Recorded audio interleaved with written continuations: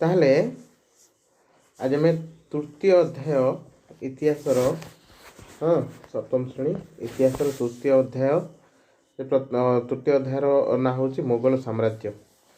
ताने भारत में मोगल साम्राज्य केबेठू आरंभ होई केबे पर्यंत जाइथिला 1526 ख्रीष्टाब्द आरंभ होई 1707 ख्रीष्टाब्द पर्यंत मोगल माने आम भारत शासन करथिले।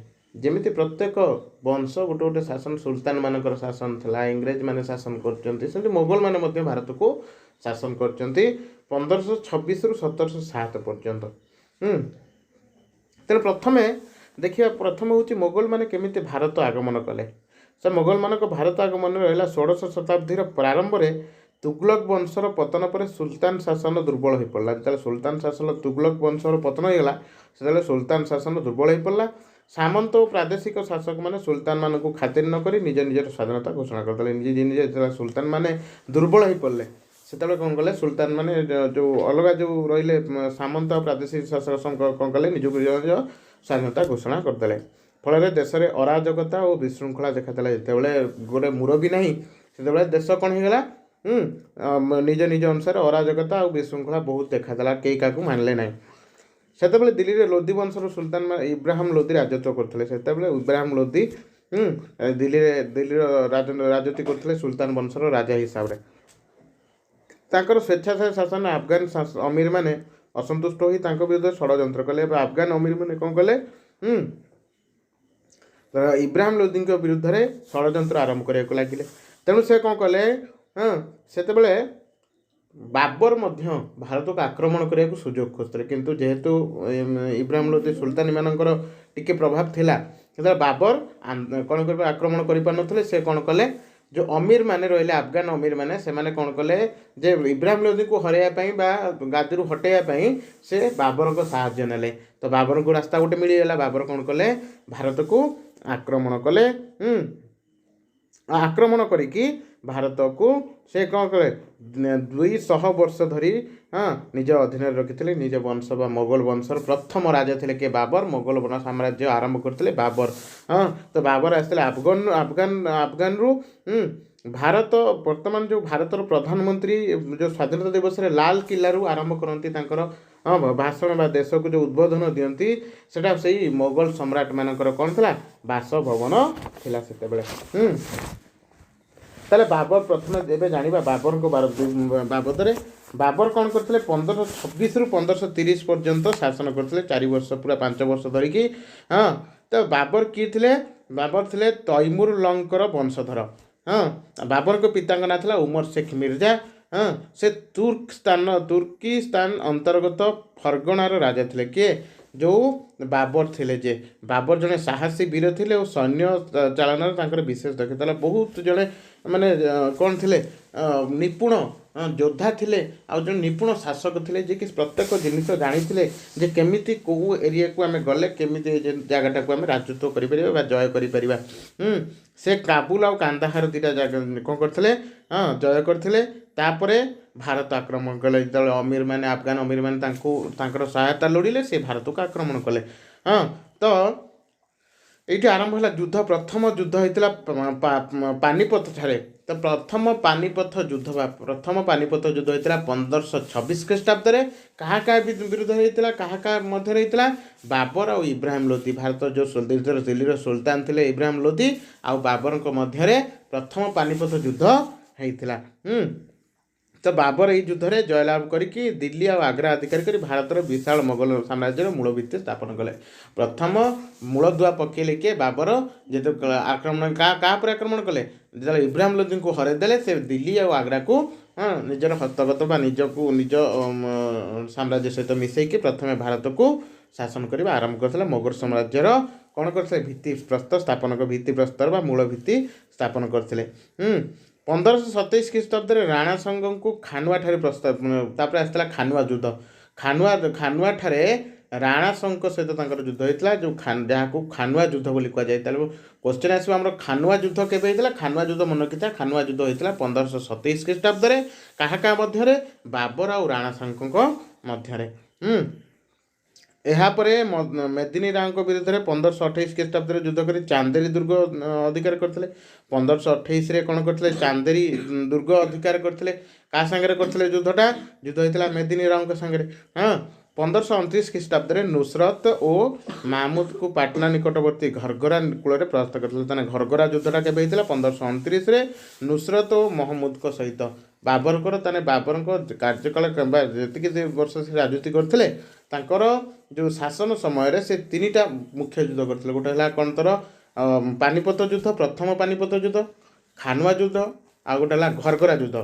ତା ଭିତରେ ମଧ୍ୟ ସେ ଗୋଟେ କରିଥିଲେ ଚାନ୍ଦେରୀ ଦୁର୍ଗକୁ ଅଧିକାର କରିଥିଲେ। କାହା ସହିତ କରିକି? ମେଦିନୀ ରାଓଙ୍କ ସହିତ 1528ରେ। ତାହେଲେ 1526ରେ ପ୍ରଥମେ କଲେ ଯୁଦ୍ଧ, ହଁ, ଯେଉଁଟାକି ଭାରତରେ ମୋଗଲ ସାମ୍ରାଜ୍ୟର ମୂଳଭିତ୍ତି ସ୍ଥାପନ କରିଥିଲା। ତାହେଲେ ପ୍ରଥମ ପାନିପତ ଯୁଦ୍ଧର ମହତ୍ତ୍ୱ କ'ଣ? ଯେ ସେ ସମୟରେ ମୂଳ ଭିତ୍ତି ସ୍ଥାପନ କରିଥିଲେ ମୋଗଲମାନଙ୍କର। ତେଣୁ ସେ ଯୁଦ୍ଧଟା ଅତ୍ୟନ୍ତ ମହତ୍ତ୍ୱପୂର୍ଣ୍ଣ ଅଛି। ପ୍ରଥମ ପାନିପତ ଯୁଦ୍ଧ 1526 ଖ୍ରୀଷ୍ଟାବ୍ଦରେ, ଯେଉଁଟାକି ମୋଗଲମାନଙ୍କର ଆରମ୍ଭ। ତାପରେ 1527ରେ ହେଲା ଖାନୁଆ ଯୁଦ୍ଧ, 1528ରେ ହେଲା ଚାନ୍ଦେରୀ ଦୁର୍ଗ ଅଧିକାର, ଆଉ 1529 ହେଇଗଲା ତୋର କ'ଣ? ଘରଗରା ଯୁଦ୍ଧ। ଏବେ 1530 ଖ୍ରୀଷ୍ଟାବ୍ଦରେ ସେ କ'ଣ କରିଥିଲେ? ମୃତ୍ୟୁ ବରଣ କରିଥିଲେ। ହଁ, ଯେତେବେଳେ ମୃତ୍ୟୁ ବରଣ କରିଥିଲେ ତାଙ୍କର ଯେଉଁ ସାମ୍ରାଜ୍ୟଟା ଥିଲା, ତାଙ୍କ ସାମ୍ରାଜ୍ୟ ଆରମ୍ଭ ହୋଇଥିଲା ପଞ୍ଜାବ ଠାରୁ ବିହାର ପର୍ଯ୍ୟନ୍ତ। ବାବର ଜଣେ ଯୋଦ୍ଧା ଖାଲି ନଥିଲେ, ସେ ମଧ୍ୟ ଜଣେ ସାହିତ୍ୟ ଉପରେ ମଧ୍ୟ ତାଙ୍କର କ'ଣ ଥିଲା? ବହୁତ ଅକଲ ଥିଲା ବା ବହୁତ ତାଙ୍କର ବୁଦ୍ଧି ଥିଲା ସାହିତ୍ୟ ଉପରେ। ଜଣେ ସୁସାହିତ୍ୟିକ ମଧ୍ୟ ସେ ଥିଲେ। ଆଉ କ'ଣ କରିଥିଲେ? ସେ ନିଜ ଆତ୍ମଜୀବନୀକୁ ଲେଖିଥିଲେ। ସେତେବେଳେ ରାଜାମାନେ ନିଜ ଆତ୍ମଜୀବନୀ ନିଜେ ଲେଖନ୍ତି।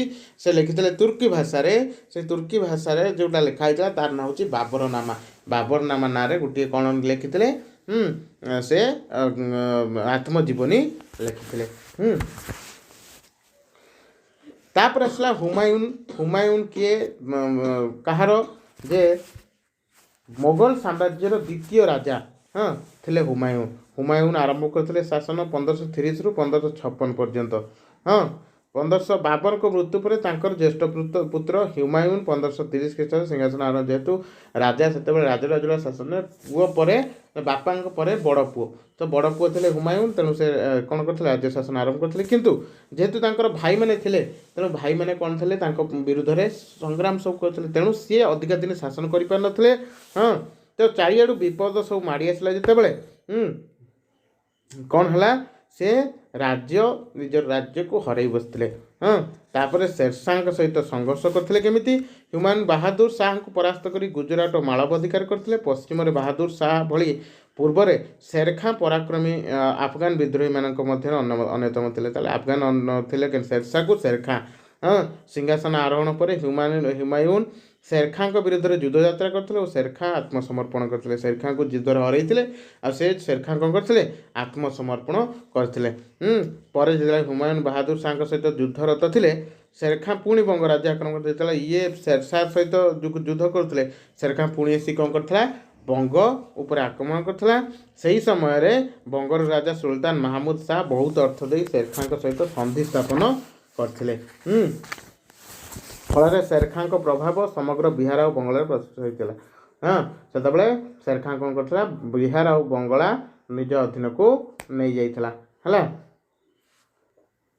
1537 ଖ୍ରୀଷ୍ଟାବ୍ଦରେ ହୁମାୟୁନ ଗୁଜରାଟରୁ ଫେରି ଶେରଖାଁଙ୍କ ବିରୁଦ୍ଧରେ ଯୁଦ୍ଧ କରି ଚୁନାର ଦୁର୍ଗ ଅଧିକାର କରିଥିଲେ। ଏହାପରେ ସେ ବଙ୍ଗ ଯାତ୍ରା କରି ଗୌଡ଼ ଅଧିକାର କରିଥିଲେ। ଶେରଖାଁ ନାରା, ବନାରସ, ଜୌନପୁର ଅଧିକାର କରିନେଲେ। କୋଶି ଓ ଗଙ୍ଗା ନଦୀ ମଧ୍ୟବର୍ତ୍ତୀ ଅଞ୍ଚଳରେ ଶେରଖାଁ ଅଧୀନକୁ ଆସିଥିଲା।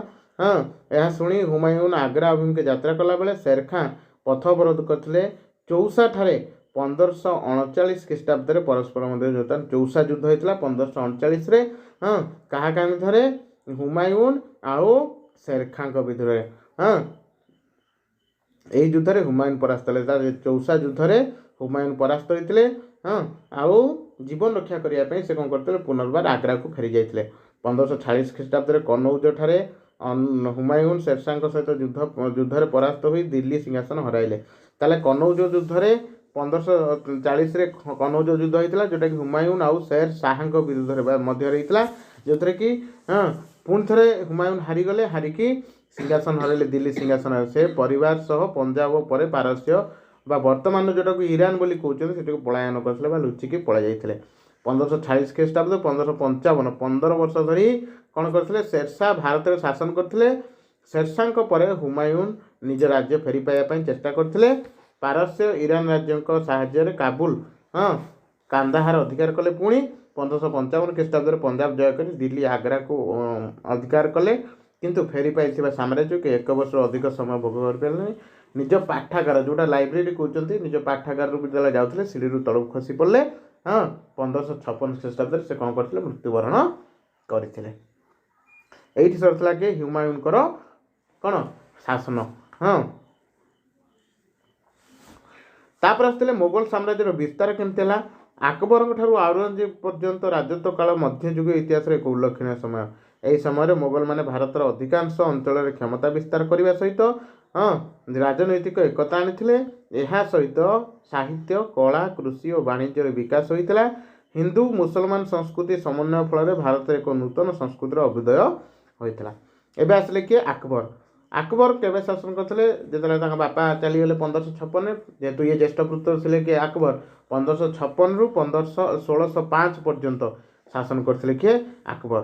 ମୋଗଲ ସମ୍ରାଟମାନଙ୍କ ମଧ୍ୟରେ ଜଣେ ମହାନୁଭବ ଆକବରଙ୍କ ବହୁତ ଗୁଡ଼ିଏ ଆମେ ପ୍ରସିଦ୍ଧ କଥା ଶୁଣିଛନ୍ତି ଆକବରଙ୍କ ବାବଦରେ। ତେଣୁ ଆକବର ଥିଲେ ମୋଗଲ ସାମ୍ରାଜ୍ୟର ସବୁଠାରୁ ପରାକ୍ରମୀ ରାଜା।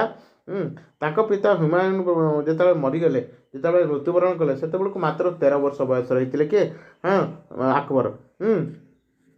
ତେଣୁ ପଞ୍ଜାବ ଶାସନ ଦାୟିତ୍ୱରେ ଥିଲେ ସେତେବେଳେ। ସେଠାରେ ମୋଗଲ ସମ୍ରାଟରେ ଅଭିଷିକ୍ତ ହୋଇ ପ୍ରକୃତ ପକ୍ଷେ ବୈରାମ ଖାଁ ବୋଲି ଜଣେ ଥିଲେ, ତାଙ୍କର ଅଭିଭାବକ ହେଇକି ବା ତାଙ୍କର ଗାର୍ଡ଼ିଆନସିପ୍ ହେଇକି ସିଏ କ'ଣ କରୁଥିଲେ ରାଜ୍ୟ ଶାସନ କରୁଥିଲେ। ହୁମାୟୁନଙ୍କ ମୃତ୍ୟୁ ପରେ ହିମୁ ମୋଗଲମାନଙ୍କୁ ପରାସ୍ତ କରି ଦିଲ୍ଲୀ ଆଗ୍ରା ଅଧିକାର କରିନେଲେ। ଯେତେବେଳେ 13 ବର୍ଷର ଛୁଆଟେ ମାତ୍ର ଅଛି, ତେଣୁ ସମସ୍ତଙ୍କୁ ସହଜ ହେଲା ହରାଇବା ପାଇଁ। ତାପରେ କ'ଣ ହେଇଥିଲା, ଶେରଶାହଙ୍କ ବଂଶରେ ଜଣେ ରାଜା ସୁଯୋଗ୍ୟ ମନ୍ତ୍ରୀ ଓ ସେନାପତି ଥିଲେ। ଆକବର ବୈରାମ ଖାଁଙ୍କ ସାହାଯ୍ୟରେ ହିମୁଙ୍କୁ ଦ୍ୱିତୀୟ ପାନିପତ ଯୁଦ୍ଧରେ 1556 ଖ୍ରୀଷ୍ଟାବ୍ଦରେ ପରାସ୍ତ କରିଥିଲେ। ତାହେଲେ 1556 ଖ୍ରୀଷ୍ଟାବ୍ଦରେ କ'ଣ ହେଇଥିଲା, ଦ୍ୱିତୀୟ ପାନିପତ ଯୁଦ୍ଧ ହେଇଥିଲା। କାହା ସହିତ? ଆକବର ଆଉ କିଏ ଥିଲେ? ହିମୁ। ଯଦି ଏଇ ଦ୍ୱିତୀୟ ପାନିପତ ଯୁଦ୍ଧରେ ଆକବର ହାରି ଯାଇଥାନ୍ତେ, ତାହେଲେ କ'ଣ ହେଇଥାନ୍ତା? ତାହେଲେ ମୋଗଲ ସାମ୍ରାଜ୍ୟ ଆଉ ଭାରତରେ ବିସ୍ତାର ହୋଇପାରିନଥାନ୍ତା। ତାହେଲେ ଦ୍ୱିତୀୟ ପାନିପତ, ପ୍ରଥମ ପାନିପତ ଯୁଦ୍ଧ ମୋଗଲ ସାମ୍ରାଜ୍ୟର ଭିତ୍ତିପ୍ରସ୍ତର, ଆଉ ଦ୍ୱିତୀୟ ପାନିପତ ଯୁଦ୍ଧରେ ମୋଗଲ ସାମ୍ରାଜ୍ୟର ପୁନରୁଦ୍ଧାର ହୋଇଥିଲା। କାହା ଦ୍ୱାରା? ଆକବରଙ୍କ ଦ୍ୱାରା। ସାହାଯ୍ୟ କରିଥିଲେ କି ବୈରାମ ଖାଁ। ଏବେ ଆକବର କେମିତି ସାମ୍ରାଜ୍ୟ ବିସ୍ତାର କଲେ? ଆକବର ଜଣେ ବହୁତ ବୀର, ମାନେ ଛୋଟ ବର୍ଷରୁ ଜଣେ ଯେ 13 ବର୍ଷରୁ ରାଜା ହେଲା, ସେ ବହୁତ ବୀର ମଧ୍ୟ ଥିବେ। ତେଣୁ ବୀର କ୍ଷମତାସୀନ ହେବା ପରେ ଆଜମିର, ଗ୍ୱାଲିୟର, ଅଯୋଧ୍ୟା, ଜୌନପୁର, ମାଳବ ଓ ଗଣ୍ଡୱାନା ଆଦି ରାଜ୍ୟ ଜୟ କରିଥିଲେ। ଫଳରେ ମୋଗଲ ସାମ୍ରାଜ୍ୟ ରାଜପୁତ ରାଜ୍ୟଗୁଡ଼ିକରେ ସୀମାକୁ ସ୍ପର୍ଶ କଲା। ସେହି ସମୟରେ ରାଜପୁତ ମାନେ ଅତ୍ୟନ୍ତ ଯୁଦ୍ଧପ୍ରିୟ, ସାହସୀ ଓ ଦେଶଭକ୍ତ ଥିଲେ। ତେଣୁ ଆକବର ହୃଦୟଙ୍ଗମ କଲେ ଯେ ସେମାନଙ୍କ ସାହାଯ୍ୟ ନ ନେଇ ସେ କିଛି କରିପାରିବେନି। ତେଣୁ ରାଜପୁତ ମାନେ ବହୁତ ଯୁଦ୍ଧପ୍ରିୟ ଥିଲେ ଆଉ ବହୁତ ସାହସୀ ମଧ୍ୟ ଥିଲେ। ତେଣୁ ଆକବର ଜଣେ ବହୁତ ଚାଲାକ ବା ଚତୁର ରାଜା ଥିଲେ। ତେଣୁ ସେ କ'ଣ କଲେ, ରାଜପୁତ ମାନଙ୍କ ସହିତ ସମ୍ପର୍କ ସ୍ଥାପନ କଲେ। ସେମିତିକି ସେମାନଙ୍କ ସହିତ ବୈବାହିକ ସମ୍ପର୍କ ମଧ୍ୟ ରଖିଥିଲେ। ମେୱାରର ରାଣା ପ୍ରତାପ ସିଂ ଆକବରଙ୍କ ବଶତା ସ୍ୱୀକାର କରିନଥିଲେ। ତେଣୁ ଆକବର ମାନସିଂ ରାଣା ପ୍ରତାପଙ୍କ ରାଜ୍ୟ ଆକ୍ରମଣ ପାଇଁ ପଠାଇଥିଲେ। 1576 ଖ୍ରୀଷ୍ଟାବ୍ଦରେ ହଳଦୀଘାଟ ଯୁଦ୍ଧରେ ମାନସିଂଙ୍କ ନେତୃତ୍ୱରେ ମୋଗଲମାନେ ରାଣା ପ୍ରତାପଙ୍କୁ ପରାଜିତ କରି ଚିତ୍ତୋର ଦୁର୍ଗ ଅଧିକାର କରିଥିଲେ। ତାହେଲେ ହଳଦୀଘାଟ ଯୁଦ୍ଧ କେତେ ହେଇଥିଲା, କେବେ ହେଇଥିଲା? 1576ରେ।